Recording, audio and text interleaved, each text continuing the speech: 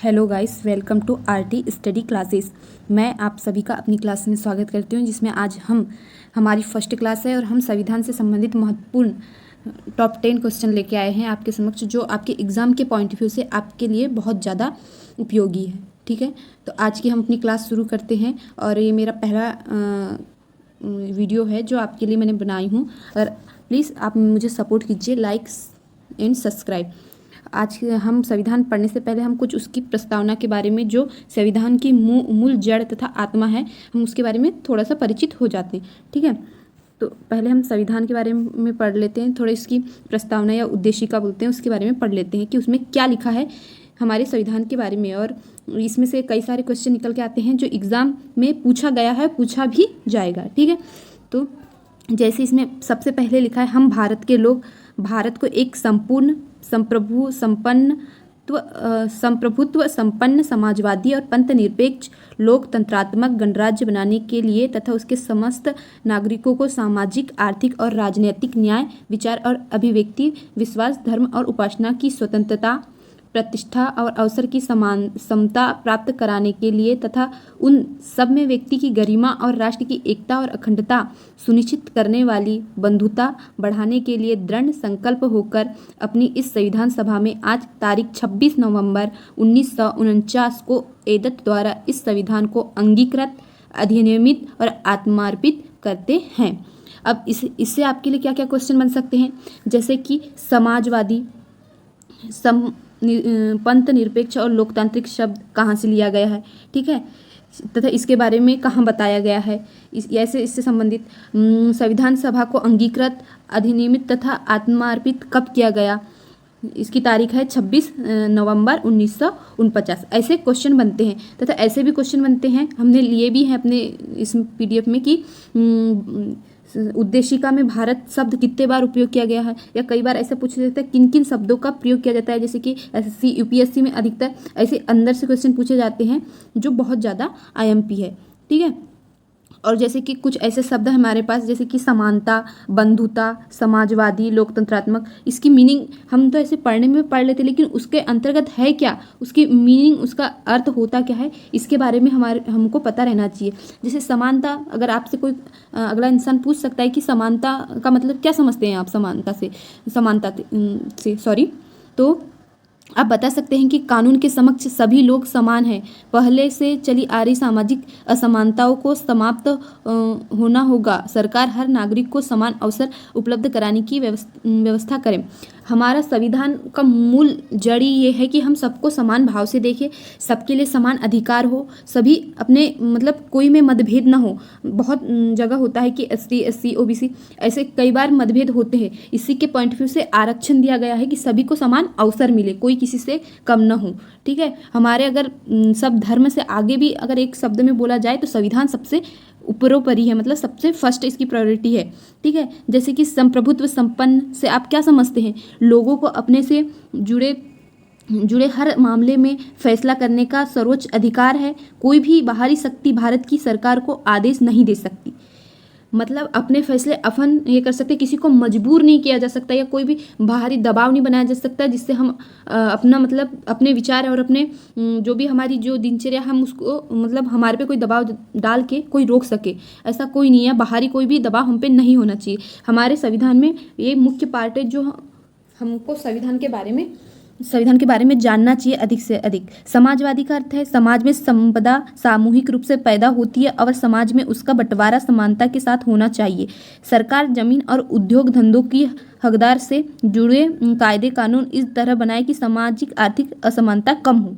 ठीक है, हमारी संविधान ही बोलता है कि सब में असमानता कम हो, एक रूपता आए, न्याय संगत हो, किसी में मतभेद न हो, सभी स्वतंत्र हो, लोकतांत्रिक, हमारा देश लोकतांत्रिक देश है। ठीक है, सरकार का एक ऐसा स्वरूप जिसमें लोगों को समान राजनीतिक अधिकार प्राप्त रहे, लोग अपने शासन का चुनाव करते हैं और उसे जवाबदेह बनता है। यह सरकार कुछ बुनियादी नियमों के अनुरूप चलती है। ठीक है, अगर हम भारत सबसे बड़ा लोकतांत्रिक देश है जिसमें सभी जनता के अनुमति से ही जनता के राजा को चुना जाता है। ठीक है, या वंशानुगत कोई प्रक्रिया नहीं होती। आप इसके बारे में और अधिक पढ़ लीजिएगा। ठीक है, तो आज का हम अपना फर्स्ट क्वेश्चन देखते हैं। आज का हमारा फर्स्ट क्वेश्चन है, 29 अगस्त 1947 को किसकी अध्यक्षता में प्रारूप समिति का गठन किया गया था? हमारे ऑप्शन दिए हुए हैं जवाहरलाल नेहरू, भीमराव अंबेडकर, गोपाल कृष्ण दास, BL मित्तल। और कई बार ये भी पूछा जाता है कि प्रारूप समिति की का अध्यक्ष कौन है? तो हमारा आंसर हो जाएगा भीमराव अंबेडकर। क्या हो जाएगा हमारा आंसर? भीमराव अंबेडकर की अध्यक्षता में 29 अगस्त 1947 को प्रारूप समिति का गठन किया गया। ठीक है, नेक्स्ट क्वेश्चन है हमारा, किसके द्वारा संविधान सभा के पहले सत्र की उद्देश्य प्रस्तावना को स्थानांतरित किया गया था?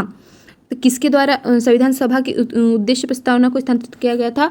हमारे ऑप्शन दिए हुए हैं जवाहरलाल नेहरू, भीमराव अंबेडकर, गोपाल कृष्ण दास और BL मित्तल। सेम ऑप्शन है, बस हमारा आंसर चेंज हो जाएगा, हमारा आंसर हो जाएगा जवाहरलाल नेहरू। नेक्स्ट क्वेश्चन है, राज्यसभा का सभापति कौन होता है? ठीक है, हमारे ऑप्शन है राज्यपाल, उपराष्ट्रपति, प्रधानमंत्री, राष्ट्रपति। ठीक है, राज्यसभा का सभापति होता है उपराष्ट्रपति। ठीक है, नेक्स्ट क्वेश्चन, केंद्र सरकार का प्रमुख कौन होता है?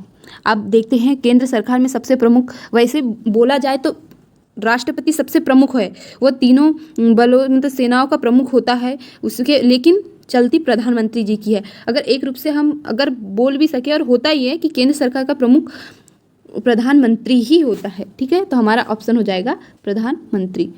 नेक्स्ट क्वेश्चन, प्रस्तावना में भारत शब्द का प्रयोग कितनी बार किया गया है? जैसे मैंने आपको अभी पीछे बताया कि कई बार पूछा जाता है, उद्देशिका से पूछा जाता है, उसके एक एक शब्द को लेकर कई क्वेश्चन बनते हैं, तो हम उसे और अंदर से गहराई से पढ़ सकते हैं, जो हमारे लिए बहुत इंपॉर्टेंट पॉइंट बन सकता है। ठीक है, तो वैसे ही हमारा आज का 5th क्वेश्चन है, प्रस्तावना में भारत शब्द का प्रयोग कितनी बार किया गया? तो हमारा आंसर हो जाएगा 2 बार किया गया। हम भारत के देश है, और नेक्स्ट भारत हमारा, उसके आगे हमने जो अभी पढ़े थे वो। ठीक है, नेक्स्ट क्वेश्चन, पंचायती राज दिवस कब मनाया जाता है? ठीक है, पंचायती राज दिवस 24 अप्रैल, 26 जनवरी, 8 मार्च और 21 अप्रैल। तो हमारा आंसर हो जाएगा 24 अप्रैल को पंचायती राज दिवस मनाया जाता है। नेक्स्ट क्वेश्चन, प्रारूप समिति का गठन कब किया गया? प्रारूप समिति का गठन कब किया गया? तो हमारा पहला है 24 अप्रैल 1947, 29 अगस्त 1947, 26 नवंबर 1949, 21 अगस्त 1947। तो हमारा आंसर हो जाएगा सेकेंड 29 अगस्त 1947। नेक्स्ट क्वेश्चन है, भारत का प्रधानमंत्री बनने के लिए न्यूनतम आयु कितनी होनी चाहिए?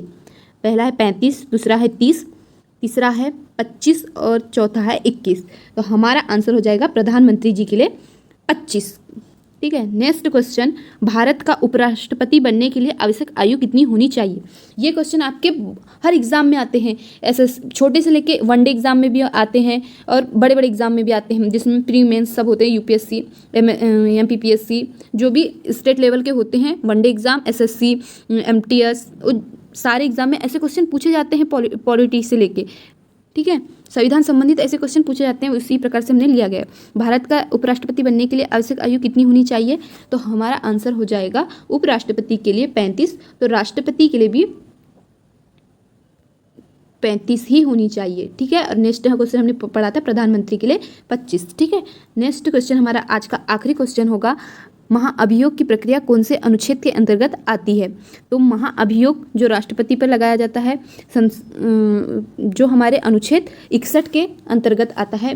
ये भी क्वेश्चन हर जहाँ पॉलिटी पूछी जाती है, जहाँ संविधान के बारे में पूछा जाता है, ये क्वेश्चन मिलता ही मिलता है। अगर शिफ्ट वाइज हुए तो महाअभियोग के बारे में आपको एक ना एक क्वेश्चन जरूर मिलेगा। तो आज का हमारा यहीं तक के टॉप 10 क्वेश्चन थे। नेक्स्ट क्लास में हम फिर से मिलते हैं। आप तब तक के लिए please like, share and subscribe.